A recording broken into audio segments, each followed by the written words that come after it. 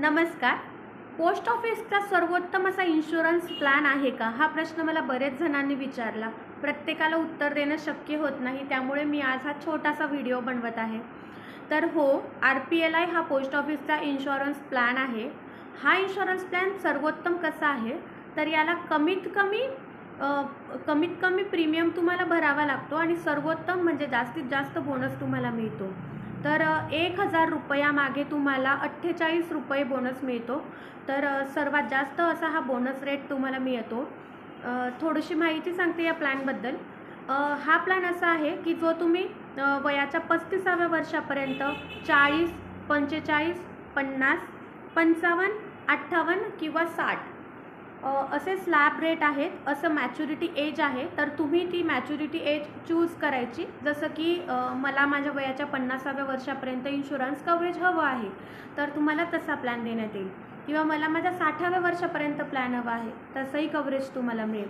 तुम्हाला वयाच्या फक्त 35व्या वर्षापर्यंतच इन्शुरन्स कव्हरेज हवं असेल तर तेही तुम्हाला मिळणार आहे. तर याच्यावर प्रीमियम अमाऊंट कशी ठरते? तुमच्या वयोगटानुसार. तुमचं जितकं वय असेल त्या वयानुसार जितका कमी तुमचं वय तितका कमी प्रीमियम तुम्हाला बसतो. तर उदाहरण घ्यायचं म्हटलं तर समजा तुम्ही ठरवलं की मला 1 लाखाचा इन्शुरन्स हवा आहे आणि माझं वय आता 25 आहे. मला माझ्या वयाच्या 60व्या वर्षापर्यंत कव्हरेज हवं आहे, तर तुम्हाला ते घेता येणार आहे. वयाच्या 60व्या वर्षापर्यंतचं कव्हरेज हवं असणार असेल तर 215 रुपये फक्त तुम्हाला दर महिन्याला भरायचे आहे. 60व्या वर्षापर्यंत 215 रुपये जमा करून तुमचे 1 लाख रुपये पोस्ट ऑफिसमध्ये जमा होतील आणि त्या 1 लाख रुपयाला 1,68,000 म्हणजेच दुप्पट एवढं व्याजदर तुम्हाला पोस्ट ऑफिसकडून मिळेल. मॅच्युरिटी एजला म्हणजे वयाच्या 60व्या वर्षी तुम्हाला 2,68,000 रुपये एवढी रक्कम मिळेल. असा हा प्लॅन आहे. तुम्हाला असं नाही आहे की 60व्या वर्षापर्यंतच तो तुम्ही घेऊ शकतो.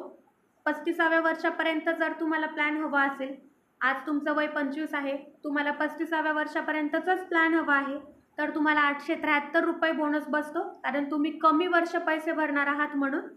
तर तुमच्या वयानुसार तुमचा बोनस हा ठरत असतो. आता इन्शुरन्स कव्हरेज कसं मिळणार आहे?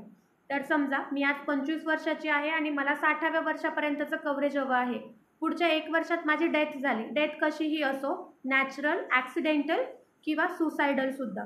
तर सुसायडल डेथला कोणतीही इन्शुरन्स कंपनी कव्हरेज देत नाही, पण आपण देतो.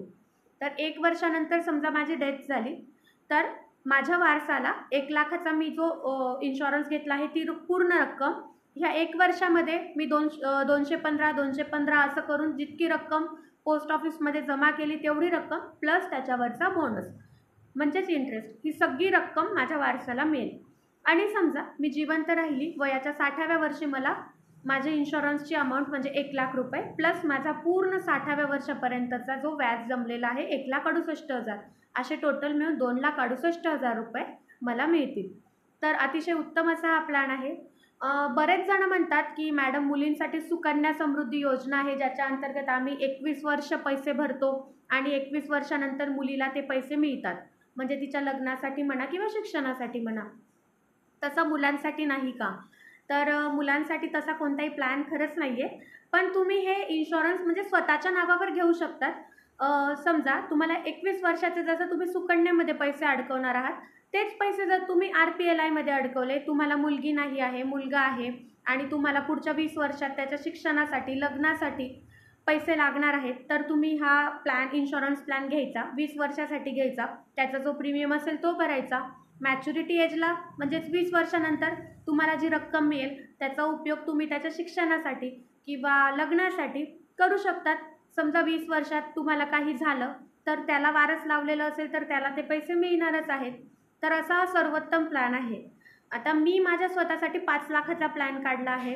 माझ्या वयाच्या 60व्या वर्षापर्यंत मी पैसे भरेन आणि वयाच्या 60 वर्षानंतर मला 11,20,000 एवढी रक्कम मिळणार आहे. आता अर्थातच माझा प्लॅन 5 लाखाचा असल्याने मला प्रीमियमसुद्धा जास्त बसतो, 800 रुपये बसतो.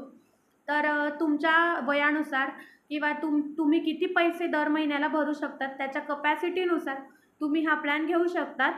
तर हा प्लॅन खूप चांगला आहे. याच्यासाठी कागदपत्र फक्त आधार कार्ड, पॅन कार्ड आणि फोटो एवढेच डॉक्युमेंट्स लागतात. इन्शुरन्स काढल्यानंतर तुम्हाला पोस्ट ऑफिसनेच पॉलिसीचा डॉक्युमेंट घरी येणार आणि पासबुकसुद्धा मिळणार. तुम्ही घरून ऑनलाईन पद्धतीने सुद्धा मंथली प्रीमियम पे करू शकतात किंवा पोस्ट ऑफिसमध्ये जाऊनही प्रीमियम पे करू शकतात.